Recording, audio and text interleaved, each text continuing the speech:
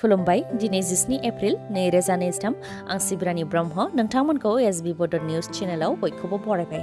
नोंथाङा जुदि चेनेलाव गोदानबा सानफ्रामबो सानसेयारि खौरांखौ मोननो थाखाय एसबी बड निउज चेनेलखौ साबस्क्राइब खालामनानै लानो हागोन, लोगोसे लाइक कमेन्ट खालामनायजों लोगोसे शेयारबो खालामनानै होनो हागोन, जाहाथे गुबुनफ्राबो बे खौरांखौ मोननो हायो। आसा खालामो नोंथाङा खौरांखौ मोजां मोनगोन आरो खौरांखौ जोबजासे खोनासंगोन होननानैबो आसा खालामनाय थाबाय। दानिया नोंथाङा खौरांखौ खोनासंलांदो। रंजालि बैसागुनि रंजाफुबाय थानाय समावनो गोबौ हाथियारजों दाननाय जाथाय जौ लोंनानै फैनाय सुसिल बर'आ अबिनाश गयारिखौ गोबौ हाथियारजों दानख्लाबदों। बे जाथाया बाक्सानि जालायाव जादों। अबिनाश गयारिनि बिफाया फोरमायथिनाय बायदिब्ला अबिनाश गयारिया मसलपुरनि मारुति डिलाराव खामानि मावो। लोगोसे गोबौ हाथियारजों गाग्लोबनायनि सायाव फोरमायथिबावदों दि सुसिल बर'आ जौ फेनानै लामाजों फैबाय थादोंमोन। बेयावनो माबा खोथाखौ लानानै सुसिल बर' आरो अबिनाश गयारिनि गेजेराव दान्थे बिदान्थे जादों। उनाव जौ फेनाय सुसिल बर'आ अबिनाश गयारिखौ गोबौ हाथियारजों 8 खेब दानदों, जायजों अबिनाश गयारिया खुनुरुखुमै जिउ रैखा मोननो हादोंब्लाबो गोब्राबै जोखोम जादों। गिबियाव बिथांखौ जालानि देहा फाहामसालियाव थिसननाय जादोंमोन, नाथाय गोब्राबथार जानायलाय गुवाहाटीनि जिएनआरसिआव थिसननो गोनां जादों। 8 खेब गोबौ हाथियारजों दानख्लाबनायनि थाखाय गोबां थै खहा जादों आरो थै होनो नांगोन होननानैबो फोरमायथिदों अबिनाश गयारिनि बिफाया। बेनि अनगायैबो जाथायखौ लानानै जाला आउटपस्टआव एफआइआर होनाय जाबाय होननानै फोरमायथिदों। गुबुन फारसेथिं दाय मावखांनायनि उनाव सुसिल बर'आबो पुलिस थानायाव गावखौ गथायहैदों होननानै फोरमायथिदों। फेमिना मिस इन्डिया 2023 आव राजस्थाननि नन्दिनी गुप्ताया देरहासार जानो हाबाय। मणिपुर इम्फालनि खुमन लाम्पक इन्डोर स्टेडियामाव खुंजानाय 59थि फेमिना मिस इन्डिया 2023 आव राजस्थाननि नन्दिनी गुप्ताया देरहासार जानो हानायजों लोगोसे दिल्लीनि श्रिया पुन्जाया फार्स्ट रानार आप जानो हादों आरो मणिपुरनि थौनौजाम स्ट्रेला लवांआ सेकेन्ड रानार आप जानो हादों। मख'नो गोनांदि फेमिना मिस इन्डिया 2023 नि मुकुट गाननाय नन्दिनी गुप्ताया 19 बोसोर बैसोनि आरो बिथाङा इउएइआव जानो गोनां 71थि मिस वर्ल्ड पिजेनआव भारतखौ रिप्रेजेन्ट खालामहैगोन। फारसेथिं रंजालि बैसागुनि रंजानायनि सम, बेराफारसेथिं राजखान्थिखौ लानानै दाङाबाजि। रंजालि बैसागुनि समावनो बिपिएफ दोलोनि मावख'खौ बुफाय बुसि खालामनाय जाथाय जादों। बाक्सानि उदालबारियाव थानाय मसलपुर ब्लक कमिटि बिपिएफनि मावखुलियाव इउपिपिएलनि माखासे मावथिफोरा उदखार खालामफैनायनि अजद होदों बिपिएफ दोलोनिफ्राय। मसलपुर ब्लक कमिटि बिपिएफनि मावखुलिखौ बुफाय बुसि खालामफैनायनि सायाव बिपिएफ दोलोनिफ्राय फोरमायथिदों दि जौ लोंनानै इउपिपिएलनि माखासे मावथिफोरा बिपिएफनि मावखुलियाव खेबनैयै फैदों। खेबसे 7:45 रिंगायाव फैनानै उदखार खालामफैदों। बेखौ लानानै पुलिस थानायाव एफआइआर होखांनायनि उनाव फिन 11 रिंगासो समाव उदखार खालामफैफिनबावदों। बिपिएफनि मावखुलियाव खेबनै फैनानै चेयार बुफाय बुसि खालामफैनायजों लोगोसे बुथारनो हुमखि होदों, माखासेखौ बुनानै गालांदों, मटर साइकेल बुफायदों। बेनि अनगायैबो बिपिएफनि फिरफिलाखौ बोख्लायनानै आथिंजों गाग्लिफैदों आरो बेबायदिनो गोबां उदखार खालामफैदों, जायखौ लानानै फिन पुलिस थानायाव एफआइआर होगोन होननानै फोरमायथिदों, जाहाथे उननि समाव बेबायदि खालामनो खाबु मोना होननानै फोरमायथिदों बिपिएफ दोलोनिफ्राय। बेनि अनगायैबो बेबायदि उदखार खालामनायनि बेलायाव गुबैयै फुंबिलि कछारी आरो बिनि इउपिपिएलनि लोगोफोरा बेबायदिनो गोबां उदखार खालामो होननानै बुंथिदों बिपिएफनिफ्राय। आरो बेफोर गासै जाथाया 2 अक्ट'आव मसलपुराव बिपिएफनि सुबुं सांग्रांथि मेल आरो हानजा सुरनाय हाबाफारिजों सोमोन्दो गोनां होननानै फोरमायथिदों। मसलपुरनि सुबुं गौमायाव 6,000-7,000 सुबुंफोर थुबुर जानायखौ नुनानै बिथांमोनहा लाजिनाय मोन्दों, गिखांदों आरो खर' गुदुं जादों होननानै फोरमायथिदों बिपिएफ दोलोनिफ्राय। आरो बे सुबुं सांग्रांथि मेलावबो नांलायनायनि थांखि लानानै इउपिपिएलनि माखासे सुबुंफोरा गावसोरनि हानजा सुरनाय हाबाफारि नङाबाबो फिरफिला लानानै गसंफैदोंमोन होननानैबो फोरमायथिदों बिपिएफ दोलोनिफ्राय। मोजां मोननाय सेंग्राजों बुथारजानाय मनीषा बर'नि नखराव खौरां लाहैदों कास्टम बसुमतारिया।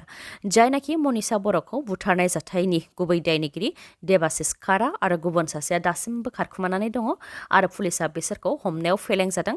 बेनिखायनो पुलिसखौ गोख्रों रावजों सोंखारिनायजों लोगोसे दायनिगिरिफोरखौ हमनो थाखाय दाबि दैखांदों कास्टम बसुमतारिया। लोगोसे मनीषा बर'नि नखराव थांनानै कास्टम बसुमतारिया फोरमायथिबावदों दि मनीषा बर'नि पस्टमर्टेम रिपर्टआ ओंखाराखै, अब्लाबो मनीषा बर'नि गोथै देहाखौ नखरनिफोरा, रायजो राजाफोरा आरो डक्टरा नुनानै सन्देह खालामदों दि जिनाहारि खालामनानै बुथारनाय जादों।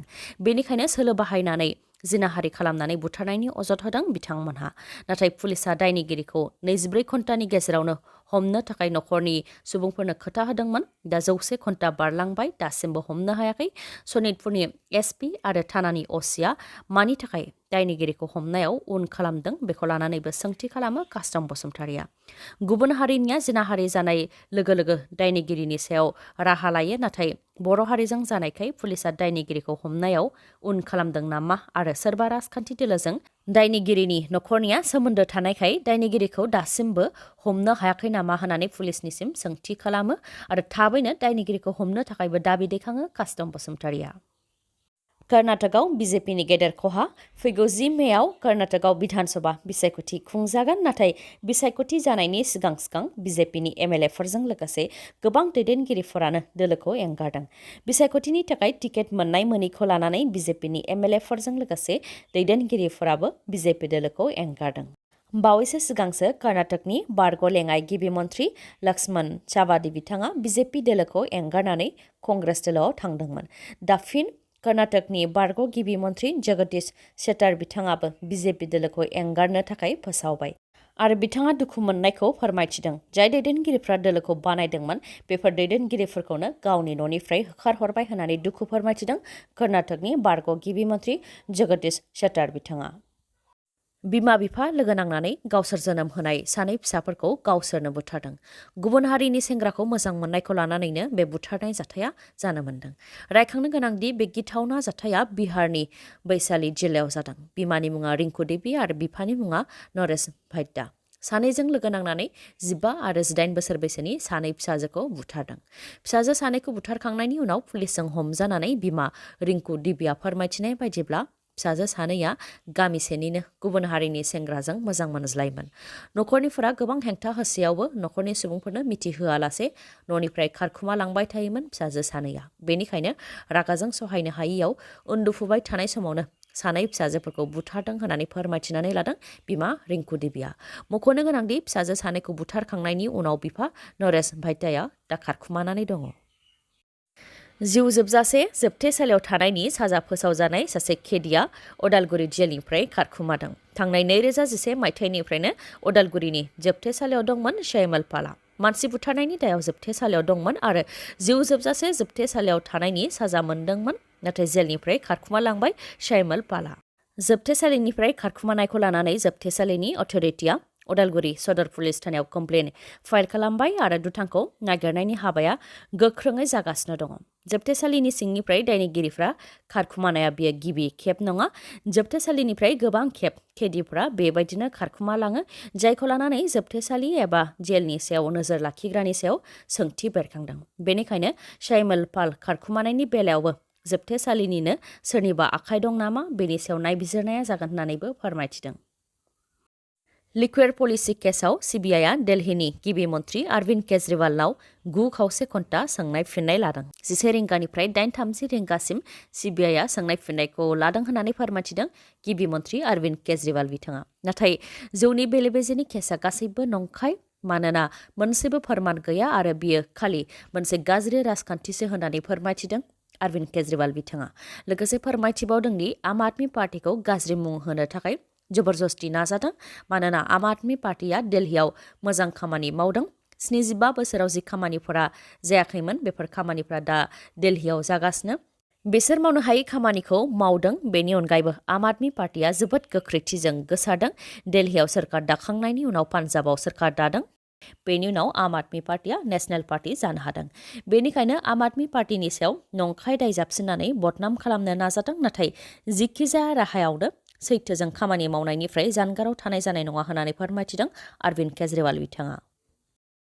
दिनैनि भिडिअ'आ एसेनोसै। गाबोन आरो गोदान भिडिअ'जों लोगो मोनफिनबावगोन।